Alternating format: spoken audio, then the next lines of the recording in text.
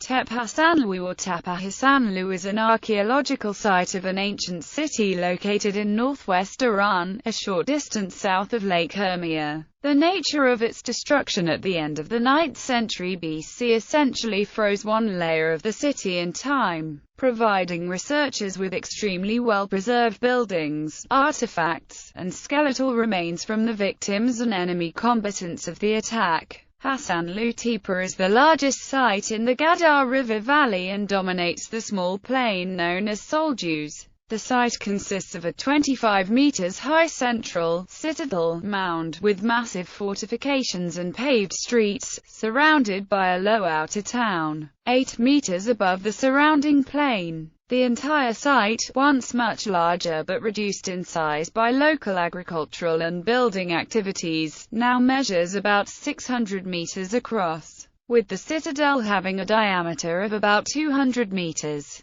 The site was inhabited fairly continuously from the 6th millennium BC to the 3rd century AD. It is famous for the Gold Bowl, found by a team from the University of Pennsylvania led by Robert Dyson. Archaeology. The site of Hasanlu was excavated in 10 seasons between 1956 and 1974 by a team from the University Museum, University of Pennsylvania and the Metropolitan Museum. The project was directed by Robert H. Dyson, Jr., and is considered today to have been an important training ground for a generation of highly successful Near Eastern archaeologists. Originally, excavations in the Ushnu-Soldus Valley were intended to explore a series of stratified occupation levels in the area with the objective of reconstructing a regional cultural history from Neolithic times until Alexander the Great's conquest of Persia beginning in 334 BC, such that any conclusions would rely solely on material evidence from the region itself,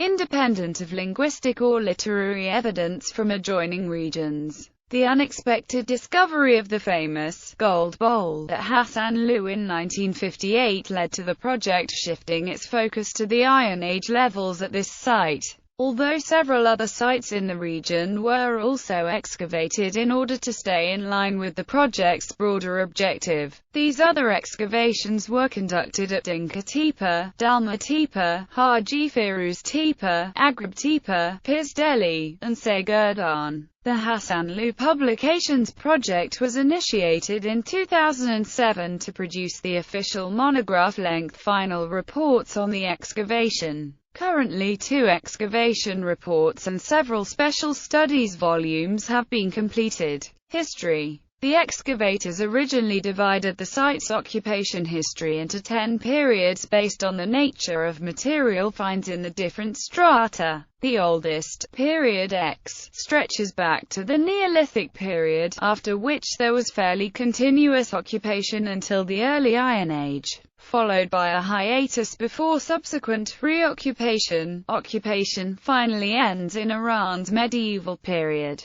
Starting in the Middle Bronze III period or Hasanlu Ware, there are important changes in material culture. This is best attested at the site of Dinka Tepe, but is also present at Hasanlu. The most obvious change is the rapid abandonment of old styles of pottery, especially painted Kabur ware, and the increased importance in producing monochrome unpainted pottery that is frequently polished or burnished. This ware is known as monochrome burnished ware or, formerly, grey ware. The ware occurs in a wide range of colors and this is something of a misnomer. In the Late Bronze Age or Hasanlu period v. monochrome burnished ware comes to dominate the ceramic assemblages of the Ushnu and Soldus valleys of the southern Lake Urmia basin. Some scholars link changes in pottery forms to cultural contact with Assyria, this being a period of expansion for the Middle Assyrian Kingdom, when such kings as Adad-nirari I, Shalmaneser I, and Tukulti-Ninurta I were conducting campaigns into the Zagros Mountains to the south.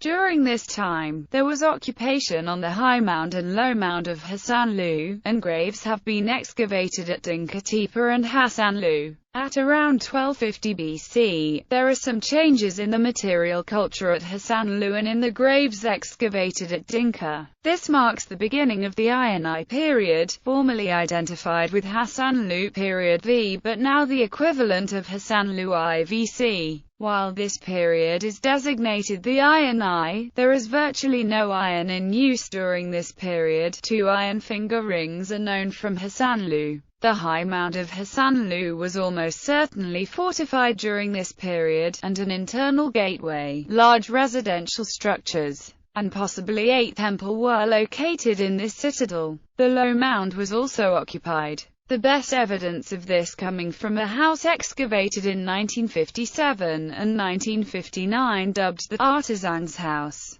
This structure derives its name from the fact that evidence for metalworking, primarily the casting of copper, bronze objects, was found there. At the end of Hasanlu IVC, Iron I, Hasanlu was destroyed by a fire. Evidence of this destruction was discovered on the high and low mound. This destruction dates to around 1050 BC and it marks the beginning of the Iron II period. While the destruction was extensive, the settlement's occupants seem to have rebuilt the citadel and the buildings of the lower town rapidly, cutting down the mud brick walls of the burned structures to their stone footings and erecting new brick walls. The buildings of the Iron II settlement were based on their Iron I precursors, but were also larger and more elaborate in their layout and ornamentation. The primary example of this being the monumental columned halls of the citadel. The continued presence in significant quantities of Assyrian goods or copies, alongside objects of local manufacture, attest to continued cultural contact with Assyria at this time. Iron first appears in bulk at Hasanlu at around the same time Assyria seized control of the metal trade in Asia Minor. While the Neo-Assyrian Empire was beginning a period of renewed power and influence in the 9th century. It is also at this time that the existence of the Kingdom of Urartu, centered around Lake Van,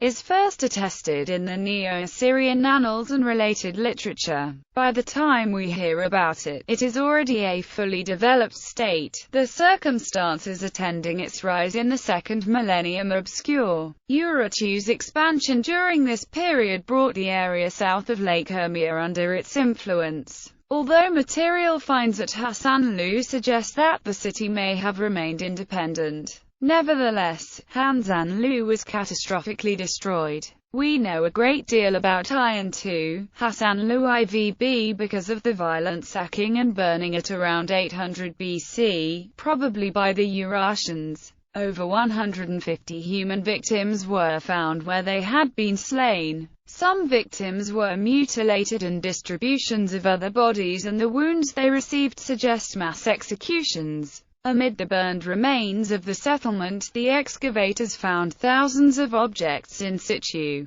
Hasanlu IVB is a veritable Pompeii of the early Iron Age Near East. Some have suggested that the Iron II culture of Hasanlu, which has close ties to Mesopotamia and northern Syria, indicates the settlement came under the control of a foreign power, or experienced an influx of new occupants, or perhaps made internal changes to its political system. The Iron II settlement was fortified and was perhaps entered via a fortified road system located on the southwest side of the High Mound. Although this interpretation of the archaeological remains of this area has come under increasing scrutiny in more recent analyses, 2 areas of the citadel were investigated by the Hasanlu project. In the west, buildings that served to control access into the citadel, a possible arsenal, and a large residential structure were investigated. South of this was burned Building I and BBI East.